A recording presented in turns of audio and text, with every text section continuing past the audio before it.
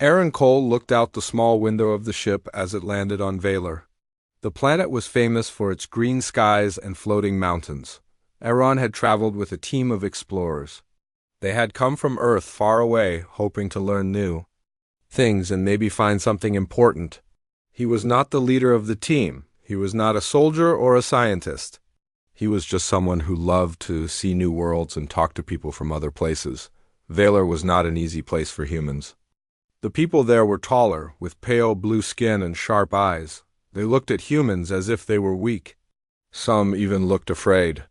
Most visitors from other planets did not stay long on Valor. They felt out of place.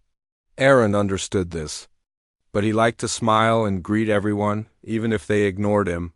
When the ship landed, a group of Valorian guards waited to meet them. The captain of Aaron's team spoke first. She told the guards why they had come. She wanted to study the strange plants that grew on the floating mountains. Aaron just listened quietly, watching the city around him.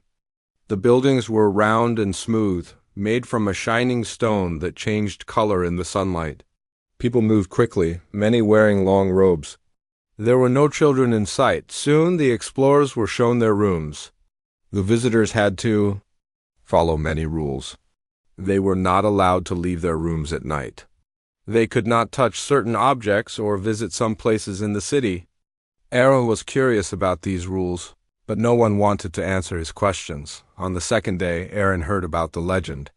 He was walking in a market, looking at the strange fruit and flowers, when he heard two Valorian men talking. They spoke quietly, but Aaron caught a few words. The Celestin Edge. The blade that appears every century. The Trials. The Chosen One. Aaron could not help but ask, "What is the Celestin Edge?" The two men looked at each other, then at Aaron. One of them said, "You would not understand. It is not for humans." The other laughed. They walked away. That evening, Aaron asked the others in his team if they had heard about the legend. Most of them had not. One woman, named Nicole, said, "I heard something about a blade in a temple, but it's probably just a story." But Aaron was not sure. The way the men spoke, it sounded like more than a story. On the third day, the city was full of excitement. People filled the streets, wearing bright colors. There was music and laughter. Aaron asked a young Valorian woman what was happening. She answered, "It is the opening ceremony. The Celestin Edge will appear tonight." Her name was Lily. She was kind, with gentle eyes and a calm voice. Aaron felt he could trust her. She explained the legend. Every 100 years, the Celestin Edge, an ancient blade, appeared in the great temple at the heart of the city. The legend said that whoever touched the blade first would be given the power to lead the planet. Only the bravest and strongest could reach it. There were trials that tested the heart and mind. But outsiders, especially humans, were never allowed to join. Aaron asked, "Why not let anyone try?" Lily shook her head. "It is the way it has always been. The council says outsiders would not understand our ways." Aaron looked at the city, at the happy people, and wondered what the trials were like. That night, the ceremony began. Aaron could not enter the great temple, but he watched from far away. He saw the lights, heard the music, and felt the excitement in the air. He did not know why, but he felt drawn to the legend. He stayed outside, watching the temple doors. After some time, the music stopped and the city grew quiet. The doors closed and only a few guards remained. Aaron turned to walk back to his room, but he saw a small boy crying near the temple steps. The boy was alone and scared. Aaron knelt beside him and asked, "Are you lost?" The boy nodded, wiping his eyes. Aaron took his hand and walked him through the empty streets, looking for the boy's family. It took a long time, but finally they found the boy's mother, who thanked Aaron with tears in her eyes. Aaron smiled and wished them well. As Aaron walked back to his room, he felt someone watching him. He turned and saw Lily standing nearby. She had seen what he did. She smiled at him. "You are different, Aaron. Most visitors would not stop to help." Aaron shrugged. "He needed help, that's all." Lily nodded. She said, "I wish you could try the trials. I think you would surprise many people." Aaron laughed. "I am not strong or fast. I am just curious." but inside he felt a small hope. Maybe he could find a way to learn more about the Celestine Edge. The next morning, the city was still quiet from the night before. The trials would begin soon, but only a few special people were allowed to join. Aaron watched as they gathered outside the temple tall, proud Valorians with golden sashes and serious faces. Lily walked over to him and whispered, "I wish." "You luck, Aaron. Even if you are only watching, you are part of this too." Aaron smiled, not sure what she meant. He walked away from the crowds, thinking about everything he had seen. He was not looking for adventure. He just wanted to understand this place and its people. But sometimes he thought strange things happened to ordinary people. As he walked, Aaron saw a path leading behind the temple. He followed it just to see where it went. The path was narrow and hidden by trees. Soon he heard voices and stopped. Ahead, a group of Valorian competitors were talking. They did not see him. Aaron listened as they spoke about the trials, about how some would do anything to win, even hurt others. Aaron felt uneasy. He turned to leave, but his foot slipped, and a stone rolled down the path. The competitors saw him and shouted. Aaron apologized, saying he was lost. They stared at him with cold eyes. "You should not be here," one of them sighed. Aaron nodded and hurried away. He did not want trouble. Aaron found himself in a small garden behind the temple. It was quiet and peaceful, with flowers that glowed softly in the morning light. He sat on a bench, thinking. He wondered if he should tell someone about what he heard. He was not sure. He felt like he was in the middle of something big, something he did not understand. Lily found him in the garden. She sat beside him and listened as he told her what happened. She looked worried. "Some will do anything to win," she said. "But you are not like them. You care about others." Aaron shrugged. "I am just trying to do the right thing." Lily looked at him for a long time. Then she said, "Maybe you should try the trials. I can help you." "It will not be easy, but I think you could do it." Aaron was surprised. "How?" Lily smiled. "I have a way." "Meet me here tonight." Aaron agreed, feeling a mix of fear and excitement. Maybe he could see the Celestine Edge after all. He did not know what would happen next, but he knew he would try. That night, as he lay in bed, Aaron thought about the boy he had helped, about Lily and about the blade. He did not know if he was ready, but he wanted to find out. Aaron waited in his room as the sun set behind the floating mountains of Valor. He could not rest. He kept thinking about what Lily had said. His heart beat fast, not from fear, but from hope.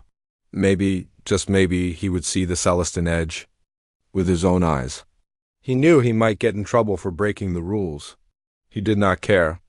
He wanted to know the truth behind the legend. The city was quiet as night fell.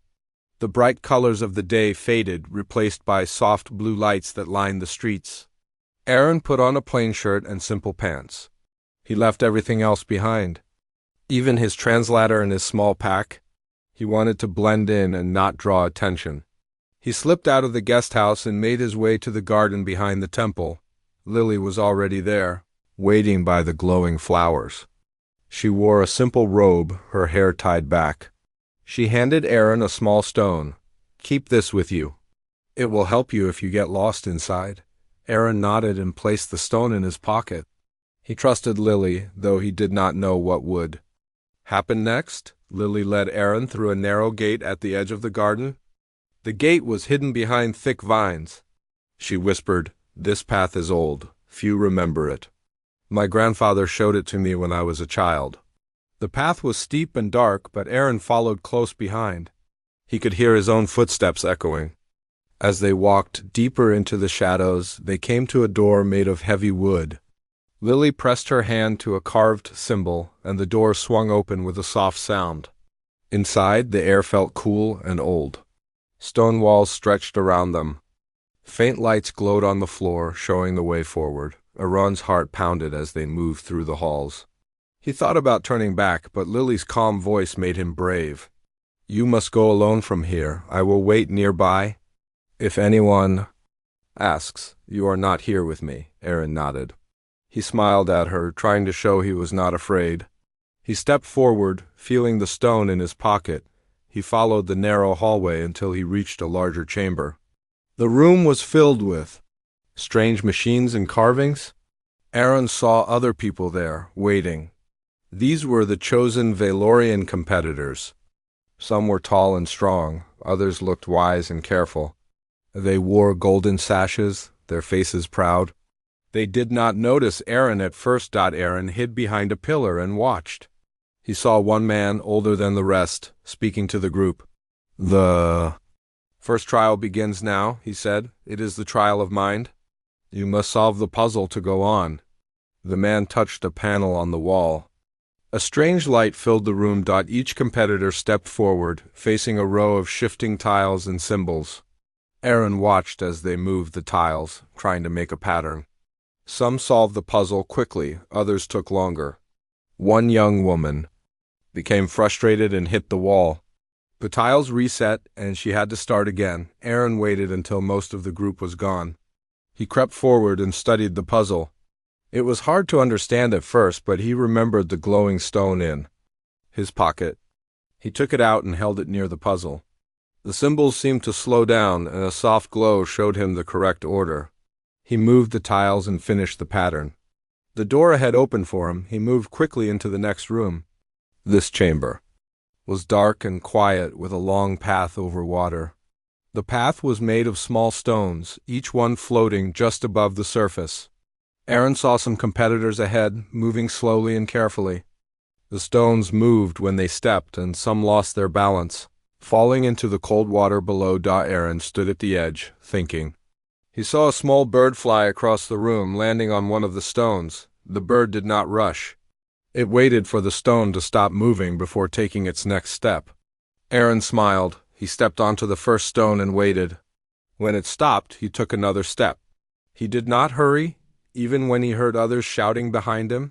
Halfway across, he saw one of the competitors struggling. It was the young woman from before, shaking and about to fall. Aaron reached out his hand. She hesitated, but he encouraged her softly. She took his hand, and together they crossed the water, moving slowly, step by step. When they reached the other side, she looked at him with surprise. "Why did you help me?" she asked. "We are rivals."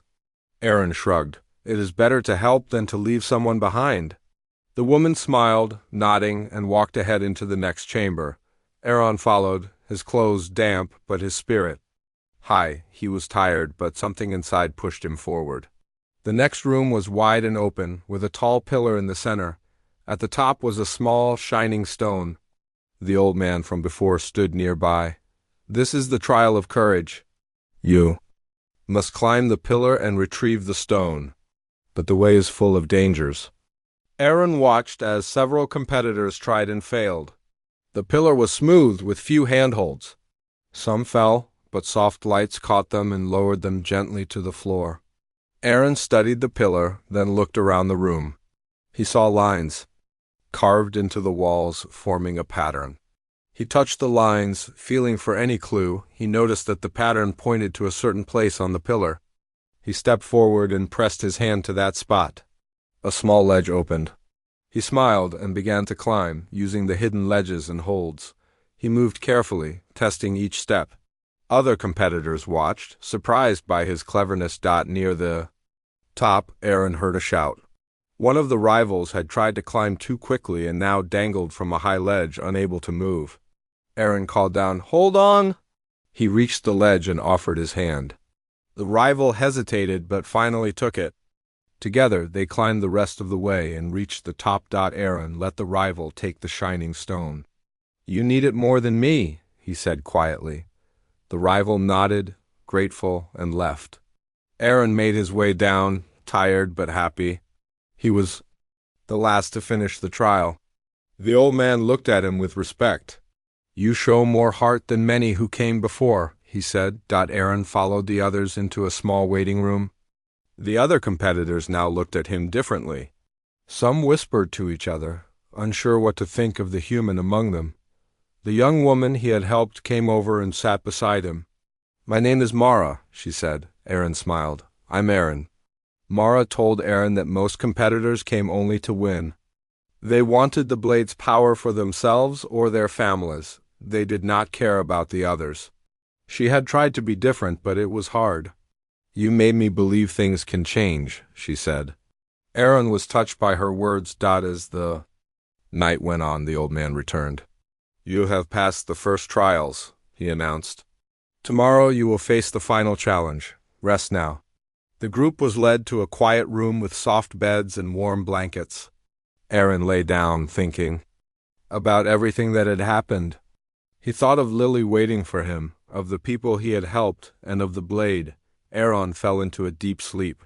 He dreamed of green skies and glowing flowers, of a great light shining down on him.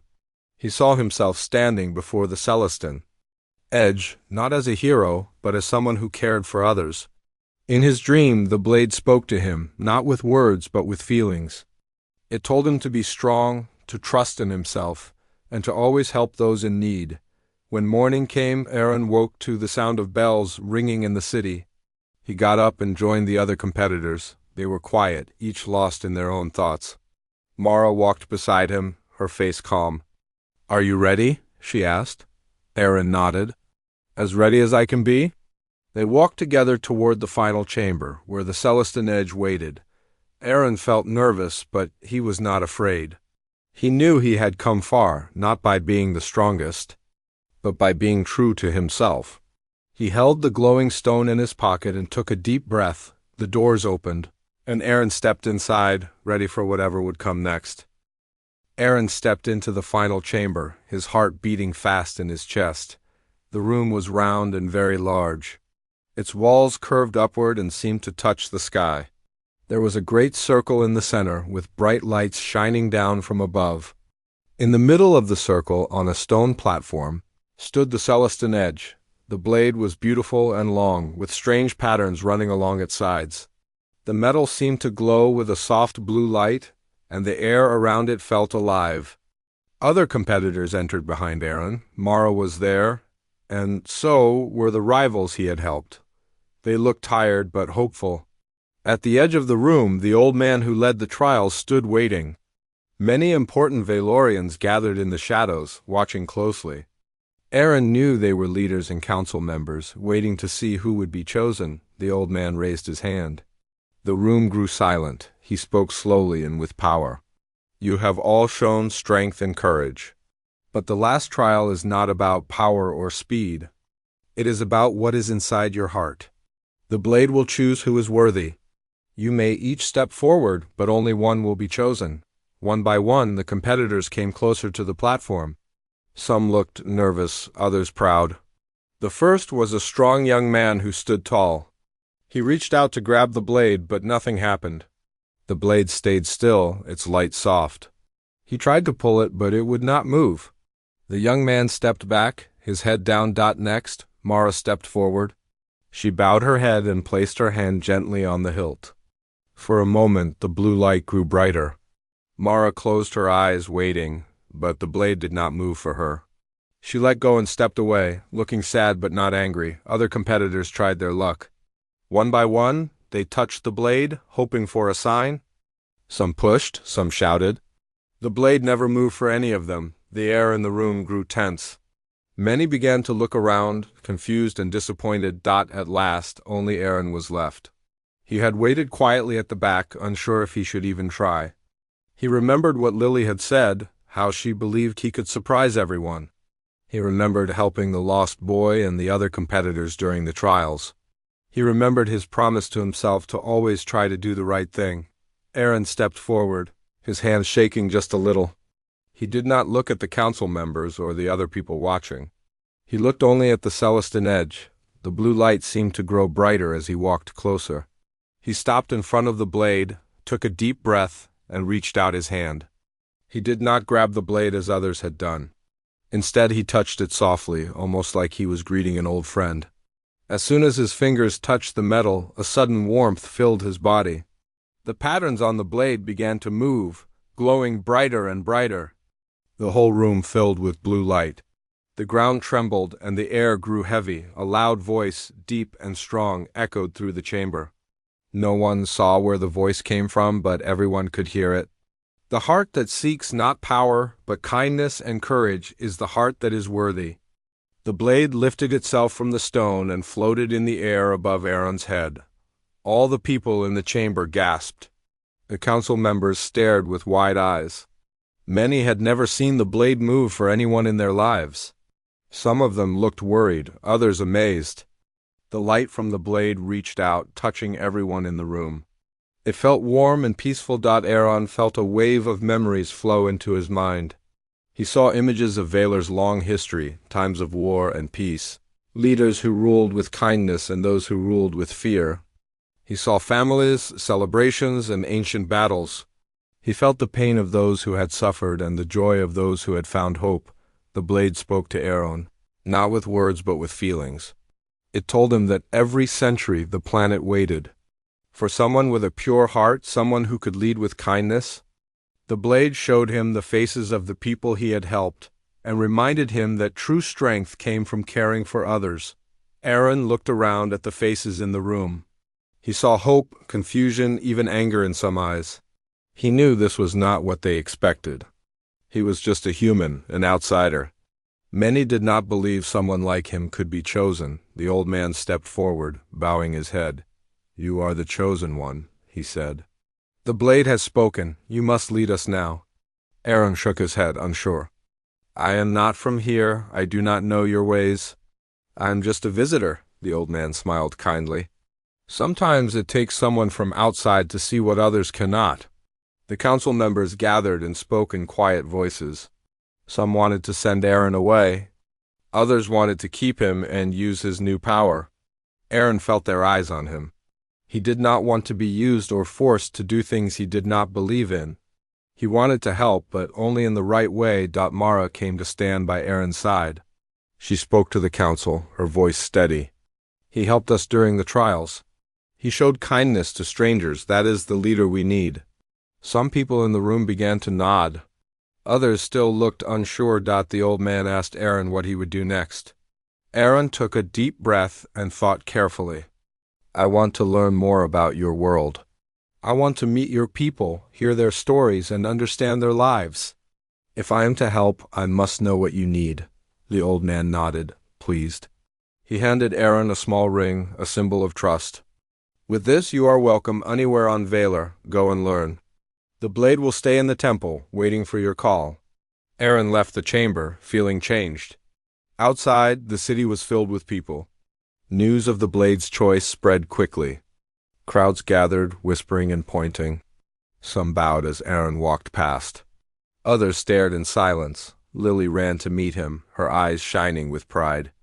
"I knew you could do it," she said. Aaron hugged her, grateful for her friendship.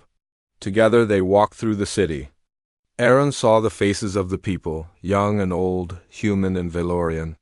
He wanted to bring them hope and help them work together. For the next days, Aaron traveled across Valar. He met farmers, teachers, children, and elders. He listened to their problems and hopes. He saw places where people were hungry or lonely. He also saw places full of laughter and love. Some Valorians still did not trust him. They asked hard questions and watched him closely. But Aaron did not lose heart. He listened, learned, and tried to help in small ways.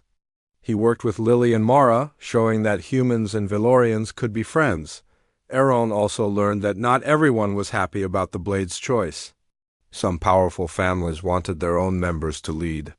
They began to plot in secret, hoping to find a way to control the blade or get rid of Aaron. Aaron heard whispers of their plans, but he did not let fear stop him. One night, as Aaron sat with Lily and Mara, he told them about his dreams. "I want to bring people together," he said. "Not just Valorians, but all who come to this planet. We can do great things if we work as one." Lily smiled. "You are already changing this place, Aaron. The blade chose well." As the days passed, the people of Valar began to trust Aaron more. They saw his kindness and honesty. He became a symbol of hope, not just for humans, but for all who lived on the planet. The story of the outsider who was chosen by the legendary blade spread far and wide. Some called him a hero. Aaron only wanted to do what was right, but deep in the city, the ones who wanted power were making new plans. Aaron did not know what dangers were coming. He only knew he would face them with courage, as the blade had taught him. He was ready for whatever would come next. Aaron spent his days traveling across Valor, learning about the people and the land. Every place he visited, people gathered to see him. Some were curious, some were afraid, and some were even angry. But many looked at him with hope, thinking, maybe things would change for the better. Aaron listened to everyone who came to him, whether it was a small child with a broken toy or an old woman with sad eyes. He listened more than he spoke, and that made the people trust him a little more. Every day, Lily and Mara stayed close to Aaron, helping him understand Valorian ways. Mara explained the rules of the council and how the people solved problems. Lily showed Aaron how to read the old carvings that told the story of the planet. With their help, Aaron learned that the most important thing was not power, but kindness and fairness. The story said that a true leader would always care for the weakest people first. Aaron liked that idea and tried to follow it. One day, Aaron was walking in a busy market with Lily. A group of children ran up to him, asking questions. "Will you use the blade to make us all rich?" one girl asked. Aaron knelt beside her and shook his head. "The blade is not for making gold," he said. "It is for helping people live better lives." The girl nodded and ran off to tell her friends. A man watched this from a distance. He wore a dark robe and his eyes were cold. His name was Darren, and he was from one of the oldest families on Valor. Darren did not like Aaron. He did not believe a human should lead, and he wanted the blade's power for himself. Darren met in secret with others who felt the same way. They planned to take the blade or remove Aaron by any means. Aaron noticed that some people watched him wherever he went. He told Lily and Mara about his worries. "I feel eyes on me, even when I am alone," he said. Mara frowned. "There are some who do not want change. They think only the old families can lead." Lily said, "Be careful, Aaron. They may try to stop you." That evening, Aaron was invited to speak at the council hall. It was a great honor. The council members wore long robes and sat in a circle. The room was full of people waiting to hear Aaron's words. He spoke quietly but clearly. "I am new here, and I do not know everything. But I do know that we are stronger when we care for each other. The blade did not choose me because I am powerful, but because I am willing to help. I will do my best for all people, not just the rich or the strong." Some council members nodded. Others did not look pleased. Darren stood up and spoke. "You are not one of us," he said. "How can we trust you? How can you lead when you do not know our ways?" Aaron looked at him and answered, "Trust is earned by actions, not by birth. Give me time, and I will show you." After the meeting, Aaron and his friends walked through the city. People called out greetings, and some offered small gifts of fruit and bread. Aaron always thanked them kindly. He never took more than he needed. Later that night, Aaron sat alone in the quiet garden behind the temple. He thought about all that had happened. He remembered his first days on Valor when he was just a visitor and how much his life had changed. He wondered if he was really strong enough for what was coming. Suddenly, he heard a sound in the darkness. He stood up, looking around. 3 figures stepped from the shadows. Aaron recognized Darren at once. The other two men were strong and silent, their faces hidden. Darren smiled coldly. "You should leave this place, Aaron. You do not belong here." Aaron stood tall, though his heart pounded. "I belong wherever the people need help," he said. Darren stepped closer. "The blade belongs to us. It is our tradition. If you will not leave, we will take it by force." Aaron shook his head. "The blade chooses, not you. I will not give it up." Darren's men moved to grab Aaron, but Aaron was quick. He dodged one and ran for the temple, calling for help. Lily and Mara heard his shouts. They ran to him, and together they stood in the light of the temple doorway. Darren and his men stopped. More people gathered, drawn by the noise. Aaron spoke loudly so everyone could hear. "The blade is not a toy for the powerful. It is a symbol for all of us. Anyone who tries to take it by force will only bring sadness to our world." Some in the crowd nodded, others whispered. The guards came and led Darren and his men away. The council would decide what to do with them. After the danger passed, Aaron sat with Lily and Mara inside the temple. He felt tired, but thankful for his friends. "I could not do this alone," he said. Lily smiled. "You do not have to." In the days that followed, Aaron helped fix things that had been broken for years. He worked with builders to repair old bridges and helped farmers plant new crops. He visited schools and played games with the children. Everywhere he went, he listened. He asked what people needed, and he tried to help in any way he could. One afternoon, a great storm came over the city. The sky turned dark, and the wind howled. People were afraid, and some ran to the temple for safety. Aaron rushed to help. He saw that the river near the city was rising fast. If it spilled over, it would flood many homes. Aaron ran to the council. "We must act now. We need everyone's help to build a wall of stones and earth." Some council members hesitated. They were not used to taking orders from a human. But others trusted Aaron, and soon the whole city was working together. Men, women, and children carried stones and sand. Aaron worked with them, never stopping to rest. Lily and Mara helped too, showing others what to do. The river rose higher and higher, but the people did not give up. By nightfall, the wall was strong and the water was stopped. When the storm ended, people cheered for Aaron and his friends. Some of the old families who had doubted him came to thank him. One old man said, "You showed us that anyone can lead if they care enough." Later, the council called Aaron to speak again. This time, they listened with open hearts. Aaron told them, "We are not so different. We all want a safe home, food to eat, and friends to trust.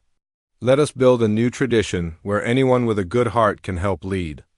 The council agreed to let more people join their meetings, not just the powerful families. They thanked Aaron for showing them a better way.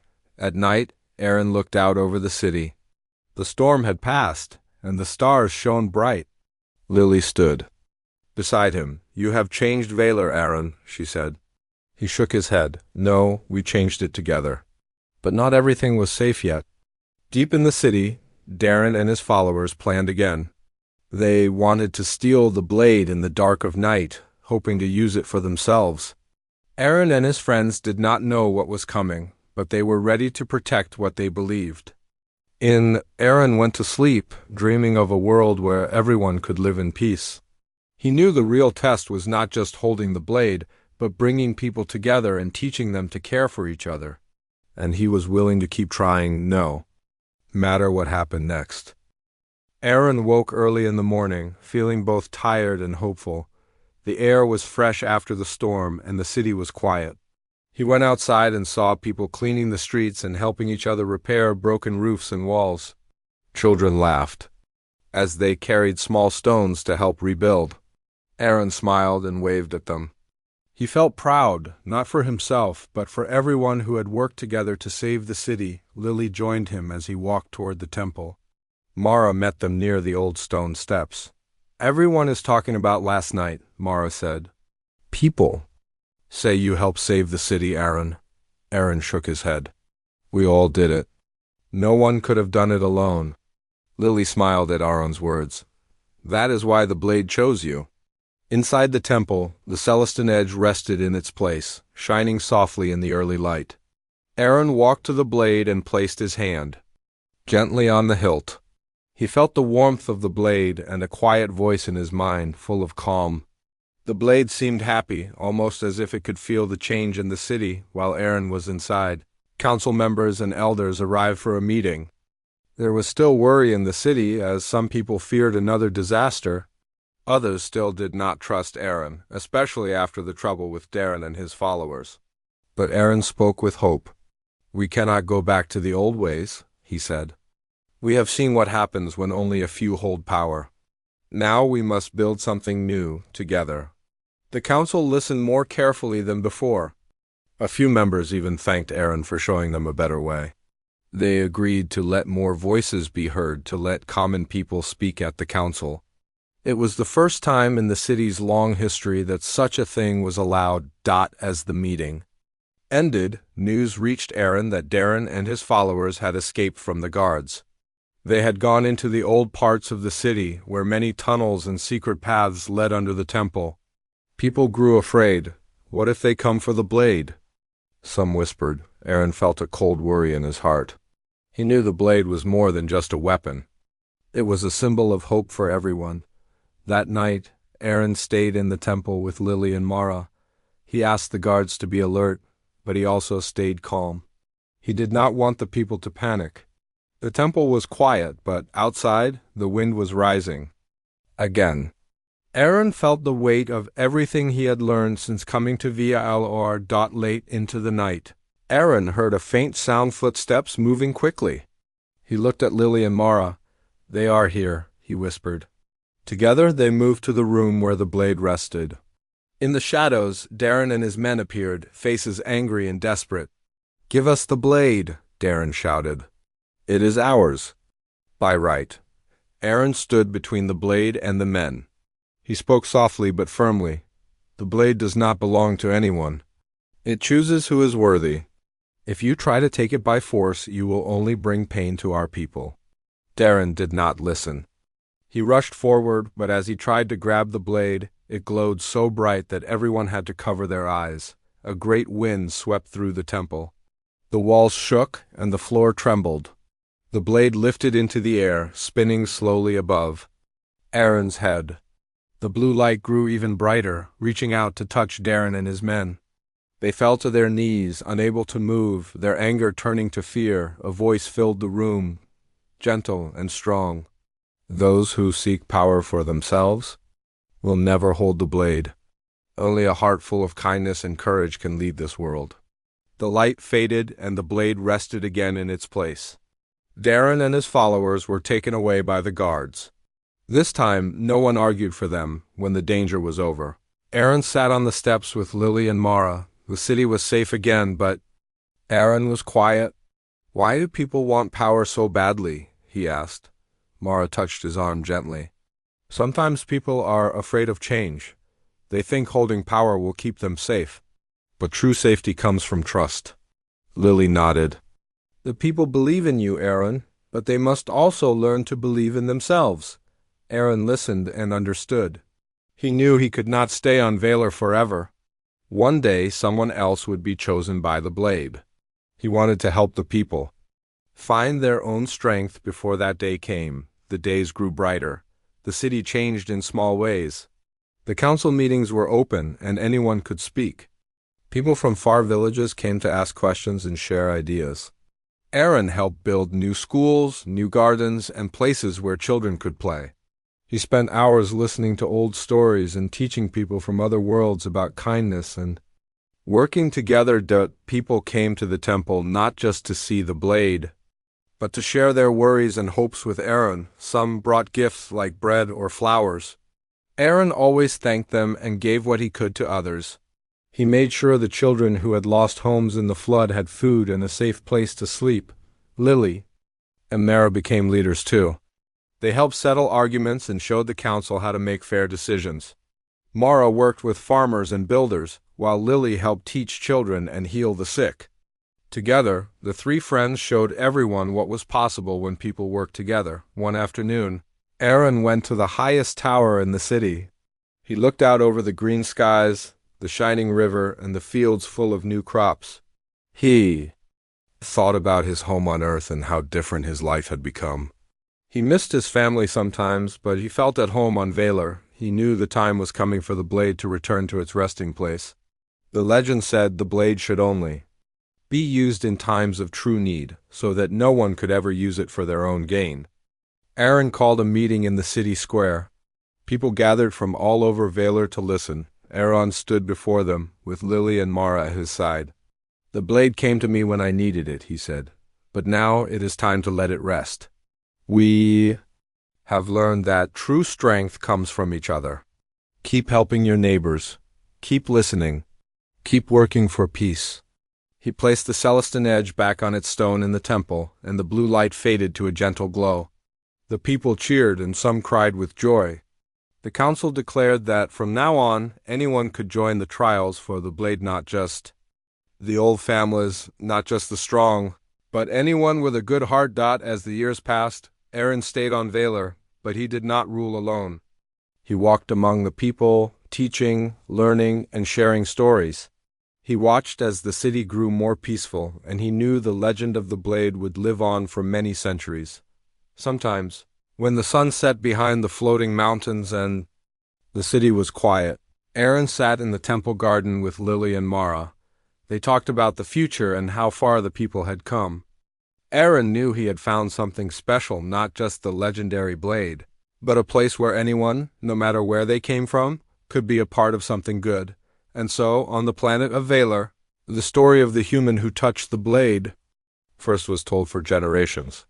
It was not a story about power or war, but about friendship, kindness, and hope. The Celestin Edge slept in the temple, waiting for the next person with a brave heart to come forward and lead the planet toward a better tomorrow.